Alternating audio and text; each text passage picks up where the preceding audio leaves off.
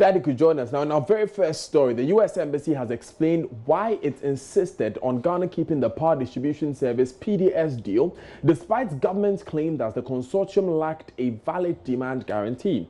Spokesperson at the embassy, Naomi Matos, told JoyNews' Kojo Jackson that the first statement issued by the American government established that Morocco be maintained in the deal was the outcome of its series of meetings with Ghana's government officials. Let's listen into that interview. The final decision makers, they have to sign so we can actually put into place what was laid out in the pre-negotiated agreement. Right. But that's when the government of Ghana decided to go a different way. And and that's when we, of course, as a result, the government of Ghana produced their letter saying that their intent of terminating the concession. And then we noted with regret our position. When was that decision to go a different way communicated to the MCC? Was it before or after that meeting? It was communicated through that, the letter that media has also been mentioning. The government of Ghana. Written by the finance minister of correct, Ghana. the one that said that they were going to terminate the concession. So this was after that meeting?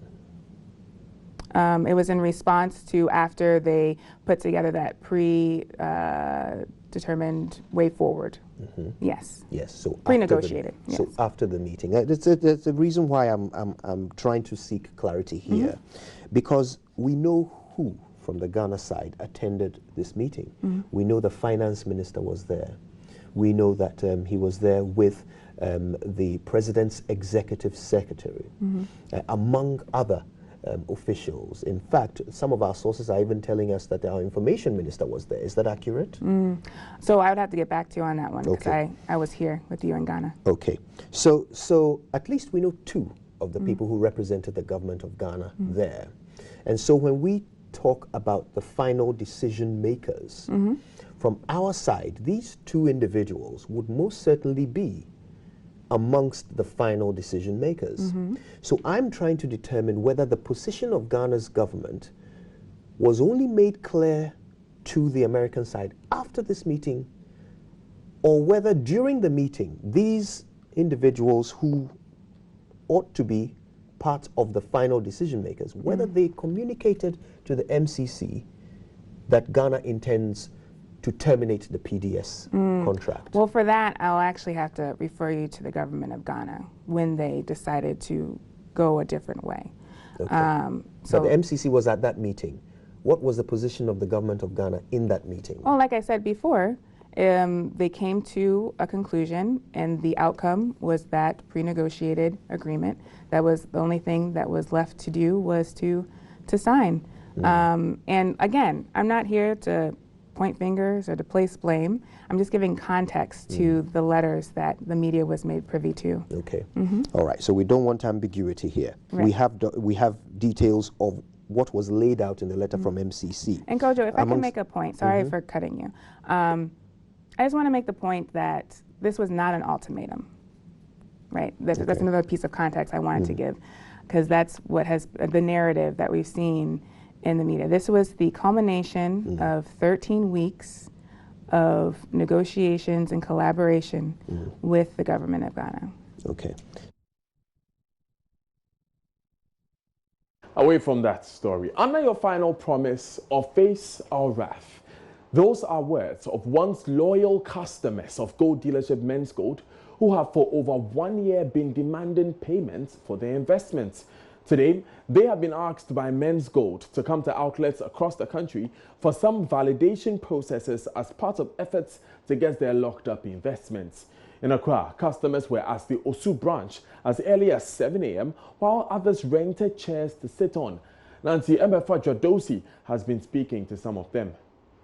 Saga started, I remember at the very beginning the customers were defending the operations of Menzgold. Today we are gathered here at the Osu branch, in fact behind Glory Oil, where you see these customers behind me attempting to get their monies back. So what is going to be happening right now is that, or already has started, is that they've asked that these customers come along with 4 documents, including receipts of their gold dealership deal and some ID card just to verify that they're indeed customers of Menzgold. But when we came here, you'd see people seated on plastic chairs around me. Now they tell me that a lot of these plastic chairs were actually rented by them. These already customers that are already struggling actually rented them. I have tried to speak to a few of these customers, and most of them are hesitant to speak, except to say that all they want is their money. But I have met some of the customers that I have met for over a year, and they have been consistent. Part of the demonstrations today, they are seated here waiting to get verified. Let me just speak to one of them.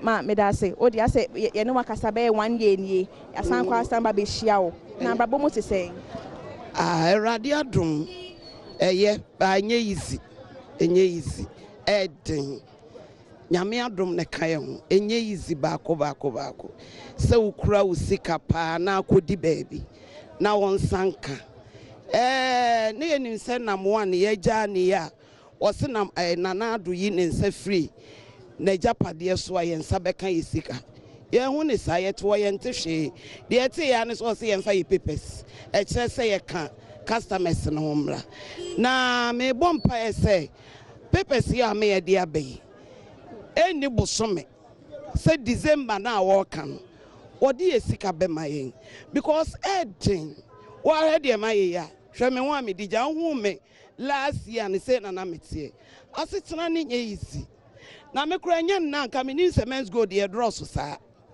because who friend nipa na omomba enso na so wa ba wa hu edin eti yesre na apia yesre ne ba bi owo bia edi nyankopon di pa ne chewo onhu ye mobo no fa yesika no emma yen na komo ya mane nya ye frakadam December mane nya ye frakadam yempe ena biem because ekwam emani bre ansa na boa wo beka na nani abre wo wani mre ya onka woda obi nton wo ma wo wonka woda wo ka wana yese ya ton wa man eti yesran mi gina manyine chen no ma bompa ya ma na mra wodam wo Dubai nyame adomode na ya bafia yesran no wakwaji sika no onfa ya de mayen na kwom de yen wo maame ne maame didi meti ya mi nidi Shadi ma ye mekala nyina say manima ya abrewa force nam 1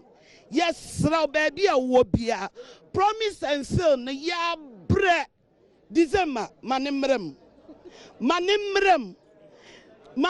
sa Ghana mpanyifo so na ka ho a eno omode ye politics a yes raw mo nya hwe yie na yen ka wo mo ho esansa start mu se ye greedy omunye omunsan free ye greedy sika no so na kola ne fa yesika mayen na kwama de yen ye bre who free fan eba this branch me wo East Legon na nka yenim se ho ne ye bekwa akosia hwe ba bi ode yaba ye champonche nam 1 why ye mponche ma me panyine te se me ye gina wiaso o se nsuo to a nsuo ne bebo yen canopy ni ha ye ne ane ye ko rent nkonya ayete so adenti na mfa yen ko better place na de ya begina asi ya be bobosia wo nso yesika na wo nam 1 yesrew ya dow woni ye adwuma wa asomdiem enso ne wo ma man Ghana nyina hu se yesika wo se sky kra de mame me gina no man roba kra betimi akosa me wakobo maji me pepe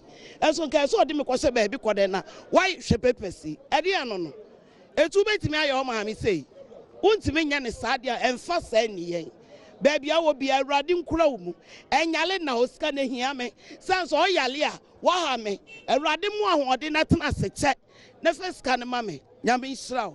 Thank you very much. That's one of the customers that we've spoken to. Her comments are simple, that she wants her money. In fact, she made reference to a year ago when I interviewed her. Indeed, this is not how she actually looked. She looked healthy. She says that she has lost all her energy because she's been drained. She didn't have money to eat and all of that.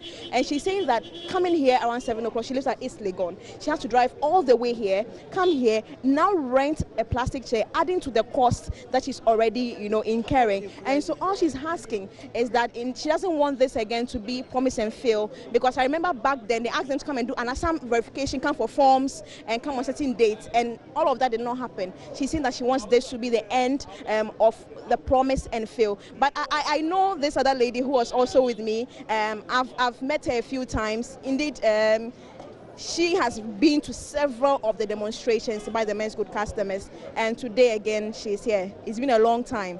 How have you been? By His grace, we are surviving. What time did you get here? Well, I got here around 8 something. Where do you live? Nungwa, Teshinungwa. You had to travel all the way. When you heard the news about this verification process, what came into mind? Oh, let's give him the benefit of the doubt. He said the December we will bring it. So for me, dear, I said December will be the last story I will hear from him. If December catch, I'm not ready to hear any story from now on, next month, next days. No. He said December. Oh, for how long can you lie? But after this one, this is December, he has said it. So we are all hoping that the December will come and he will pay everybody. But the struggling is too much. You got all your documents, everything? I've done everything. I've done photocopies. How have you been?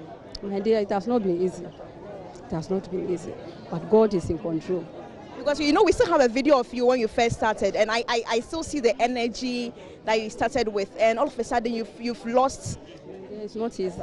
So many things, you have to suspend so many your plans that you have planned. You have to suspend everything. And the school, I know you wanted to go to school. I am deferred. I'm still at home. I have not been to school yet. Sorry. This one. Let me speak to some others. Come. You don't want to talk to me because I know that you've also been to several. Nancy Emefa-Jadosi speaking to some customers there as the Osu branch of Menzgold. Nancy has joined us on the line because we understand, Nancy, the situation is not limited to the Osu branch. Right, Nancy, if you can hear me. We understand from what you gather, the situation is not limited to Osu. Then I must say that when I got here, in fact, we've been in touch with some of the customers who are also at Medina at the moment and also Dansoman. Now they tell me that the situation at Medina, for instance, is quite intense because a lot of people have also gathered at the office of Menzgold at that particular center. And even here, as you saw earlier in the shot, that people were spread in packages that they had to rent. And I heard the situation is no different. So what it means is that there are so many people gathered at these centers just for simple reasons, just to get the process done and so they can get their money. Have we caught sight of any officialdom, any staff of Menzgold? Do we understand how the process is working? So when I got here, Daniel, in the morning, that was my first attempt to get inside the building, climb the staircase, and go into the room and search the staff of Menzgold. But well, you as you may guess already, I was asked not to even film, but yeah, I had to do my job anyway. So basically, not being able to speak to any official, all I see is that people climb the stairs. There are plastic chairs at the top of the building. They open the door, they call them one after the other. You enter, you submit your photocopy documents, and then you come out of the building. So that's basically how the process has been so far. Nancy, I'm seeing some heavily armed police personnel in the shots. Have you seen any? Well, Daniel, you know, earlier we used to hear that there were police officers, there were military officers also, whose funds were locked up in Menzgold. Today, I have seen officials, I have seen officers. In fact, I have seen senior officers who are wearing their military attire, holding their forms, writing down their names to be ready to be called by the Menzgold officials. Right. So all these people that you see here are not providing security. They are also here to get validated. Thank you very much, Nancy Emefa-Jadosi, for joining us this afternoon. And of course, you want to stay with us for the very latest on the Menzgold saga.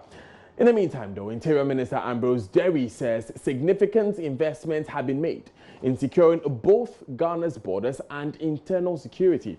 His comments come on the heel of a JoyNews series, which highlighted the porous nature of Ghana's borders with neighboring countries. For a whole month, JoyNews' correspondents were deployed to monitor the situation at Ghana's entry points across the country, culminating into a documentary which was presented by the ministry today by the head of JoyNews' security desk, Gifty Anwapia. Ambrose Derry said the piece highlights very important issues and has been keenly monitored by the Ghana Immigration Service to enhance efforts at making Ghana safer. I would like to thank you and Joy FM for the documentary that you have been running on the borders and the issues that you've raised about the porousness of the borders and what needs to be done and what can be done. I can assure you that the Immigration Service has been monitoring your documentary, and indeed, His Excellency the President and the entire government has been assessing the border situation since His Excellency came into power. You recall that when President Nana Addo Akufo-Addo came into power, he put in place a paradigm shift, moving security to the front, because as he did promise every Ghanaian, he wants everybody in Ghana to feel safe, and it's only when we feel safe that his economic program and the agenda, the flagship programs and the attraction that we put in place for direct foreign investment can take place. So security is key. He did start with the police by, allocating 800 million Ghana cedis to retool the police, and all of you are witnesses how far we've gone. The police, we've got 567 vehicles and counting. We've got protective clothing. We established an air wing. We're expecting 3 helicopters and what have you. But now also, His Excellency is looking at the border situation. Now, over 800 billion has been invested in the police alone as more equipment is being purchased to retool security agencies. Ambrose Derry says the Akufo-Addo government not only wants Ghanaians safe, but also recognizes the importance of security to implementing its economic policies. First of all, I would like to say that the transhumance challenge, which existed before he came in, about the Fulani herdsmen coming in, is a multi-sectoral problem that has been worked out to the extent that corrals have been established to try and keep them and to try and monitor them. But putting it in context of the entire border security, His Excellency the President, in view of the happenings in the neighboring countries, is working hard to make sure that we protect our borders to prevent terrorists from moving into our country. And that is why he started with Operation Conquest Fist, which is a combined security operation of army, police, immigration, and other intelligence agencies, collaborating with the countries like Côte d'Ivoire, Burkina, and Togo to make sure that we work to get together. So this documentary that you have brought is going to help us enhance our effort, and indeed, I can assure you that in due course, you would see that the President would lead a program that will make good the concerns that you have brought.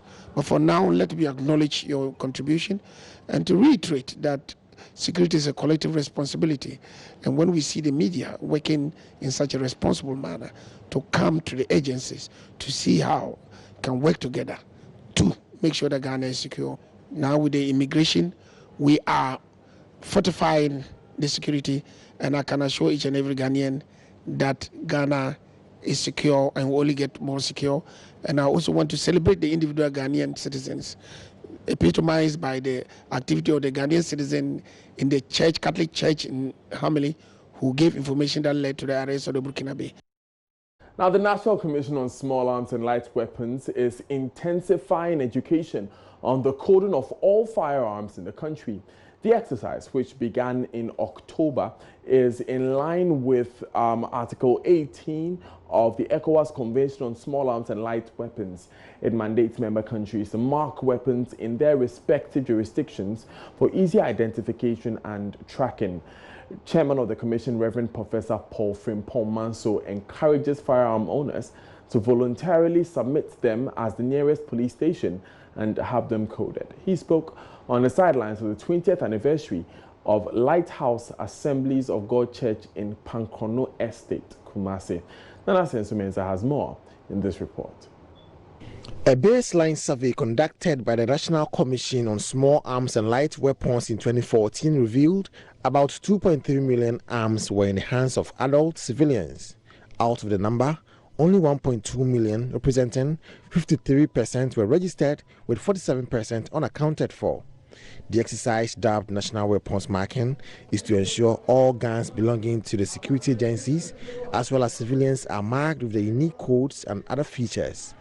Information on the owners is captured into a database to facilitate identification.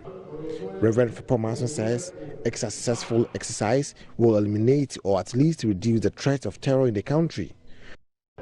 We have already started marking and tracing all arms. We will do that with the security personnel and even every arm that is in the system. So if you have any gun that you know is not registered, go to the nearest police station. They will help you to register it, and this will help bring in peace and security of our nation. We need to live in a nation without fear of arms going around, these armed robbers, land guards, religious conflicts, and all tensions, including vigilantes. Sometimes they possess arms and they scare us. So we want all arms to be registered. So when they are registered and they are in proper control, there will be peace and security in our nation.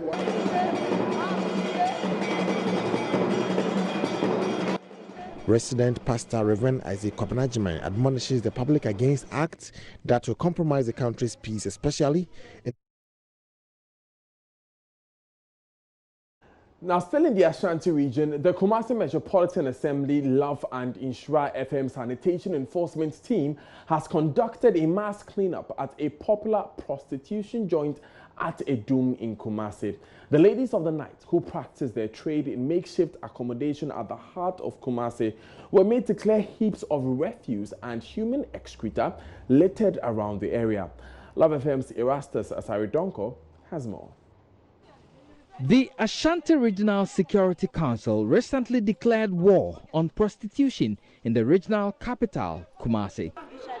Here in the city center, however, what is known as the oldest profession thrives, with foreigners from some of Ghana's West African nations dominating. They live and work in these makeshift structures in an environment we found littered with waste, including human excreta. On reaching the ground, the ladies of the night were asked to come out of their cubicles to clean their surroundings.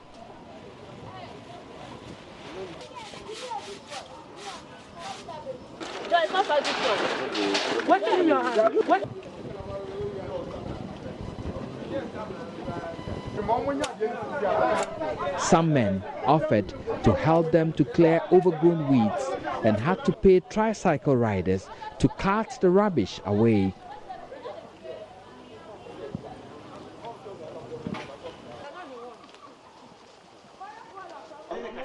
Godfred Ban led the operation.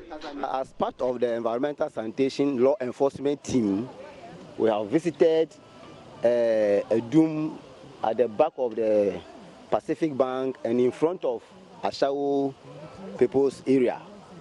And they have created a lot of refuse heaped in front of them.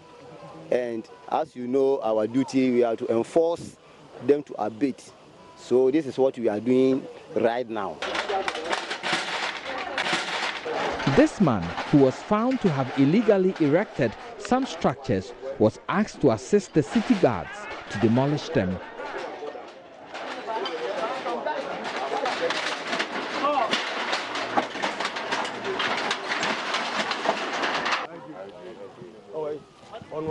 In the process, the team discovered these wrapped substances suspected to be marijuana in one of the structures.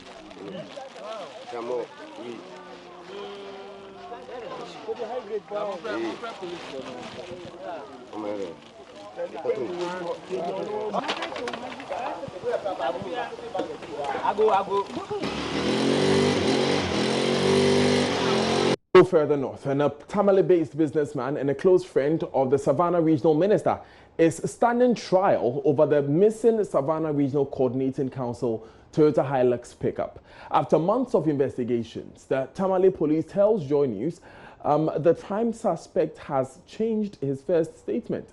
Earlier, Mr. Eliasu lodged a complaint with the police claiming the vehicle was snatched from him at gunpoint by armed robbers. But The police says he has now changed that statement, suggesting the car was missing. Here is the Tamale Metropolitan Police Commander, Superintendent Tanko Abubakari. Tell us the truth.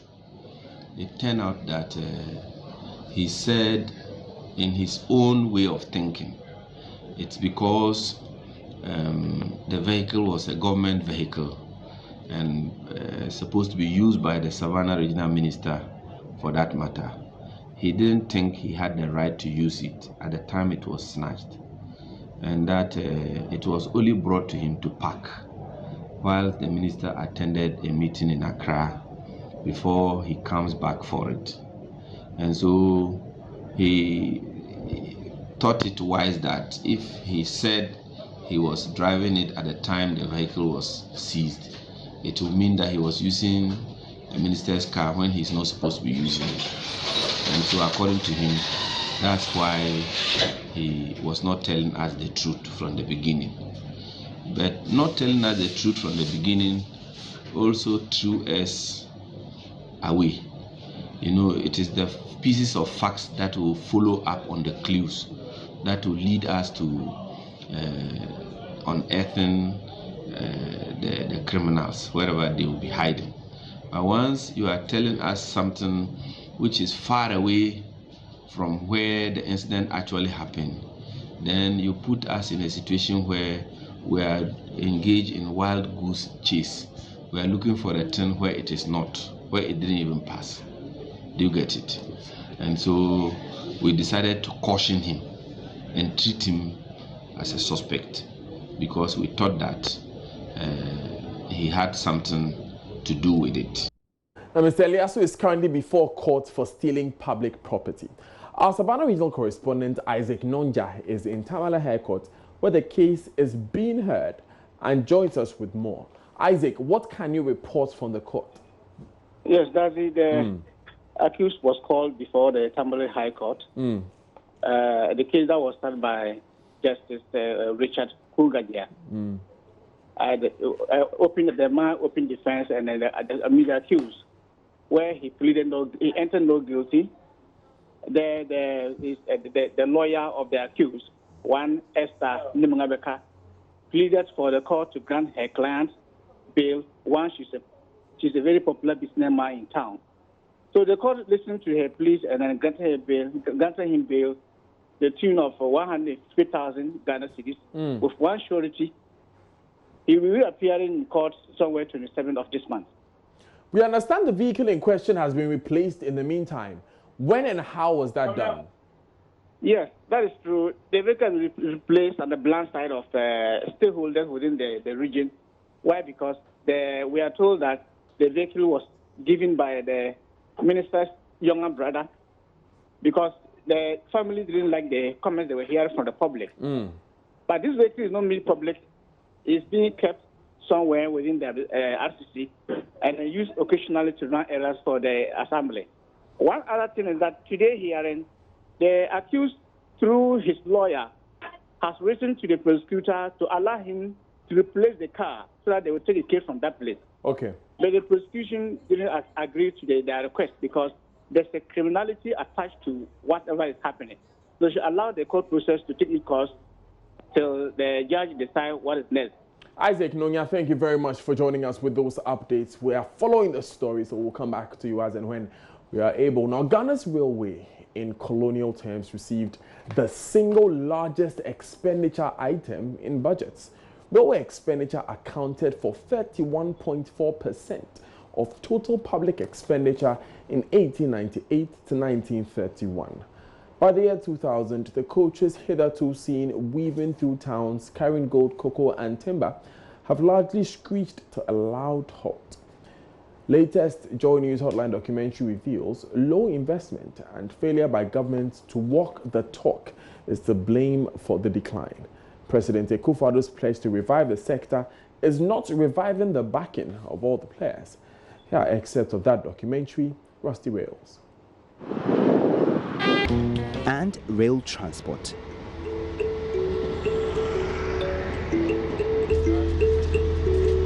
A good mix of these modes of transport is necessary for the development of every economy in the world. Ghana's rail sector has not been a strong complement in this transport mix.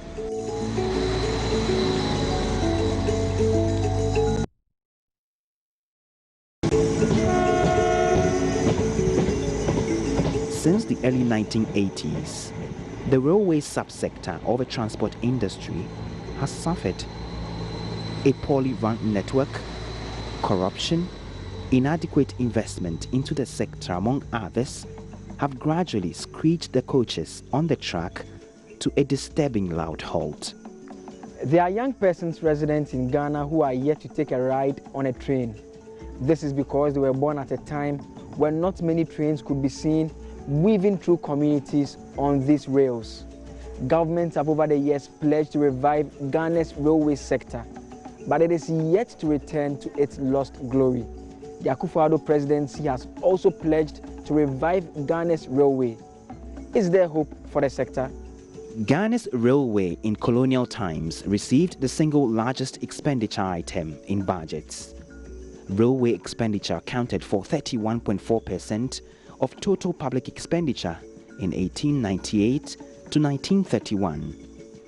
By 1930, 500 miles of railroad track had been laid in Ghana, and the rail network transported 759,000 tons, or 1,518 tons per mile, of goods and 1,336,000 passengers, or 2,673 passengers per mile.